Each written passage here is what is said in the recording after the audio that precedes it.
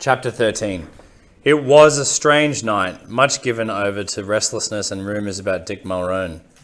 Rumours that he'd been nubbed himself to cheat Mr. Jones. Rumours that he'd been reprieved and was dead drunk on that score. Rumours that he'd changed clothes with a visitor and gone out as a Duchess of Newcastle.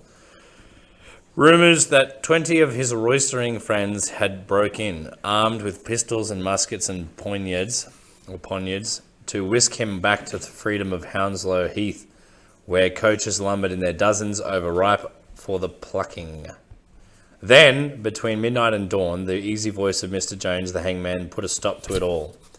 On the last day of counting, my true love sent to me 12 jurors juggling, 11 clerks are counting, 10 friends are failing, 9 dead men, 8 widows weeping, 7 judges judging, 6 drummers drumming, 5 yards of rope, 4 sextons digging, 3 parsons praying, 2 horses drawing, and a felon in an elm tree. That's my boy, mumbled the old man, and leaned over to dig his companion in the ribs. But Smith had at last gone to sleep, so the old man desisted and rocked himself to and fro, humming the tune of the Tyburn carol, as soft as a lullaby, and gently clinking his fetters in time, so that the tune and the jingling might have sounded like Christmas harness in a dreaming ear. At 6:15 or thereabouts, the old man shook Smith and bade him begone. The stone hall was dark and quiet. Still, as a consequence of the disturbed night, probably no one was awake save the old man and the furtive boy. Up on me back, breathed the old man, and knelt so Smith might mount on that bony eminence to reach the grating. What if it ain't unlocked? Whispered Smith, full of last-minute dreads and alarms. It's been done. When? While you slept. I heard. I saw. Come now. Up, up, up. Smith paused. Do you think you could come too? Don't want to. This is me home. Got company. Smith nodded. He shook the old man's hand. I'll not be seeing you more. I hope not. Up you go. Smith hoisted himself on the old man's back, which was as hard and steady as a rock. Hope you gets a gentleman for the fireplace what suits. That's my affair. No offence. None took. In you go, you scabby little sparrow. Smith had opened the grating. The air within was thick and damp, laden with evil smells. For a moment he thought the vent was too narrow, even for him. Then he pushed with his feet against the old man's back and felt first his shoulders, then his arms, elbows, and hips scrape through the stone walls. You're in, he heard the old man whisper. Best of luck, and watch out for... Smith never heard what was to watch out for, as all sound behind him was lost in the eerie sighing of the prison's secret lungs. This sighing was as regular as breathing itself, and 1,000 times more foul, for high up on the roof the windmill was motionless, under a muffling blockage of snow. 150 feet of rough, uncanny darkness, divided into 3 steep channels, lay between Smith and the last great shaft. At the juncture of each of these channels, once jagged but now smooth and somewhat slippery apertures were let in. These led to other parts of the jail and furnished Smith with foot and finger holes to leave himself round each sharp bend and continue his upward burrowing. That he was moving upward, he knew chiefly by the direction of his own sweat, which ran continually into his eyes. Not that those organs were of much use, for the darkness was formidable and absolute. At the juncture of each of these channels, once jagged but now smooth, somewhat slippery apertures were let in. These led to other parts of the jail and furnished Smith with foot and finger holds to heave himself around each sharp bend and continue his upward burrowing. That he was moving upward, he knew chiefly by the direction of his own sweat, which ran continually into his eyes. Not that those organs were much use, for the darkness was formidable and absolute. So what was I to watch out for, he muttered ironically. Black rats, black cats. The sound of his own voice cheered him, and henceforth he mocked his trembling spirits aloud, with the curious effect of which he had no knowledge. His mumbling, muttering tones travelled weirdly through devious passages and stony veins till they were wafted into the deepest and most dreadful parts of the jail. A man in the press room on whom were weights past bearing heard faintly, "Come on now, me boy, give in, not you, me sweeting. What's a bruised belly between friends? On with you, up with you, to the waiting heavens." But other jailbirds in their remote cages heard, maybe nothing so apt and heartening. Curses and abuses of the prison's scope and architecture came out of the various gratings, as if Newgate were alive to its own wretchedness and was at last complaining aloud. Then, in the King's Bench wood, "Be off with you, you fat, wicked horror! What are you waiting for, dinner? Be off, or I'll bite your horrible head off." Smith and a rat, he'd met it by a nest of vents, its eyes gleaming in some vague, wandering light. It had come from a deeper channel and now stopped, amazed, to watch what it took to be a grand relation passing bulkily by. "Upways, downways, in me lady's chamber, which way now? Lost?" "Up," he said. "But which way's up? Where's the sky? Which of these dismal ways is the one to heaven? Come on, come, me old friend, try this spare stinker.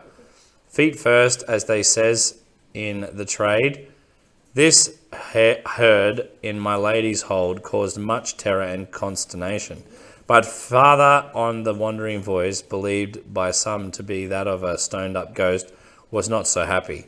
It complained horribly of bruises and swellings got from scrapes and pressures against the ragged, bulging walls.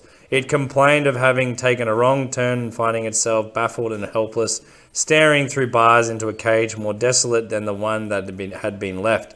It seemed to be losing heart under the strain of an intolerable journey. So miserable did the voice become at this point that those who heard it were moved almost by tears by the plight they had no notion of, and whispered, wherever you are, for goodness sake, cheer up and the best of luck." Maybe this had reached its mark. At all events, nothing more was heard of the travelling voice, and the iron-barred vents were as silent as the grave. What had happened? Smith had come into the last great shaft, the broad-ribbed secret gullet that led to the windmill in the sky. Bruised and much fouled from his journeying, he crouched in the last bend and stared triumphantly up. 15 feet above him hung the motionless vanes of the windmill, folded in snow. Beyond was the sky, grey and weighty, and still dispensing its flakes, which flickered down and down and down, even kissing Smith's upturned face. A tremendous moment.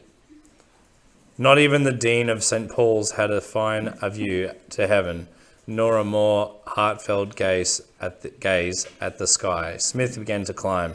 He stopped. There was an oddness about the lip of the shaft, a ragged irregularity, which seemed to be growing subtly. Two swellings, a sudden gust of wind, whipped a veil of snow across his vision. Then it was gone, and the two swellings were most marked.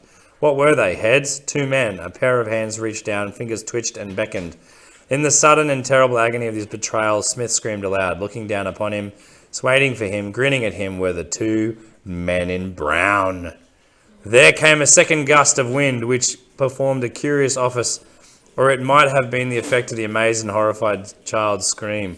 For sudden noises of the certain pitch sometimes have the power of a giant's hand. A quantity of snow shook and fell from the mechanism of the windmill, which now began to turn and draw up the air into the shaft, thus setting into motion all the stagnant, thick and heavy vapours that lay in the deep stone veins of the jail. Up they came, blundering into the churning mill. But this was not all. A second, more fearful circumstance attended. An uproar, as if the lid of hell itself had been lifted, filled the shaft and shrieked and jabbered to the sky. Together with the air there had been sucked up from the gratings through every portage and vent, the furious and savage voices of the jail's inhabitants, groans from the press room, curses from the stone hall, hard high laughter from the master's debtors, and shrieks and wild whisperings from the holds and wards and cells unknown, all mingled together in a chorus of truly monstrous scope and dimensions. Fearfully the men in brown stared at one another. Then they recalled their purpose. They looked down and added their own curses to the dreadful torrent.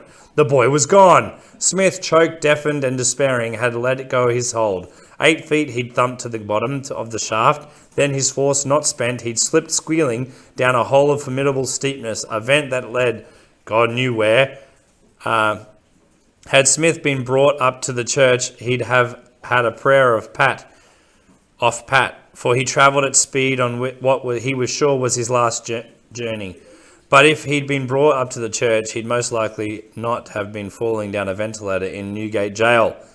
Gosh, he panted. Watch out, for here it comes Smith. Then, from some 7 feet above the floor, between the pulpit and the open pews of the prison chapel, shot out a dusty, dirty bundle of commotion that howled as it fell, picked itself up and bolted directly for the door. Smith was back in jail. The chapel was empty, but outside its doors was a regular hubbub.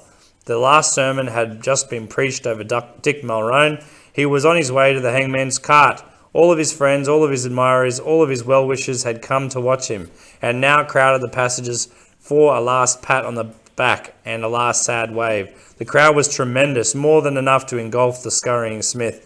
On all fours he went among skirts and legs that were like a trampling forest. Gotta get out, he muttered, and bit his way along. He came to a corner at the head of some stairs and was momentarily free. "Smart!" shrieked a voice. "It's Smart!" His sisters come to attend his trial, but had been first dragged by Lord Tom to see the last of the hero of Hounslow Heath. "Give him a good send-off, me dears. He'd have done as much for me." "Got to get out," panted Smith, still on his hands and knees and glaring up at his family as though they were a faithful mongrel hound. "Oh, Smart," cried Miss Fanny, "you'll be took and ironed for this." "Quick," whispered Miss Bridget, handsome in her Tuesday best. "Under my skirt, child. Pop underneath and not a sound." Miss Bridget tipped her great hoop, so her skirt rose like a monstrous black bell about to chime against the strongly pantalooned clappers that were her legs. Smith looked briefly at his elder sister and grinned. He darted forward and Miss Bridget dropped her skirts. So began Smith's escape from Newgate Jail, not at all as he'd dreamed, nor certainly as he had planned for him, but rather a quiet, muffled exit through the great gate itself. True, there were alarms on the way and some discomforts.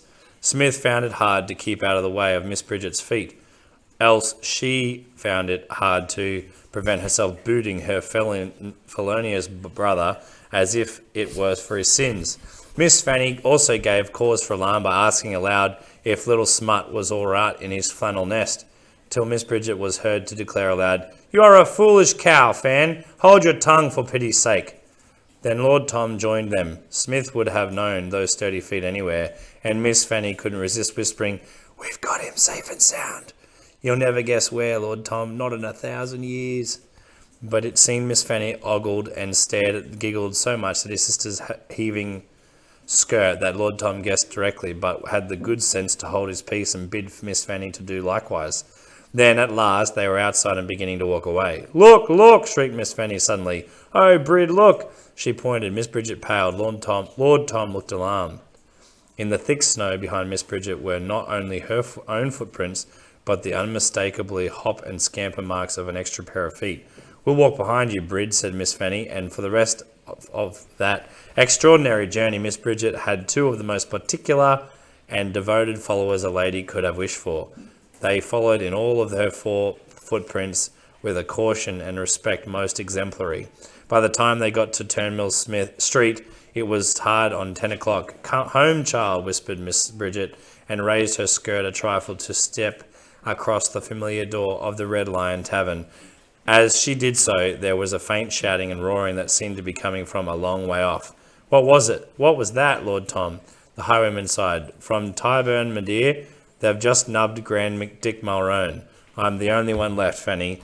When will it be my turn?"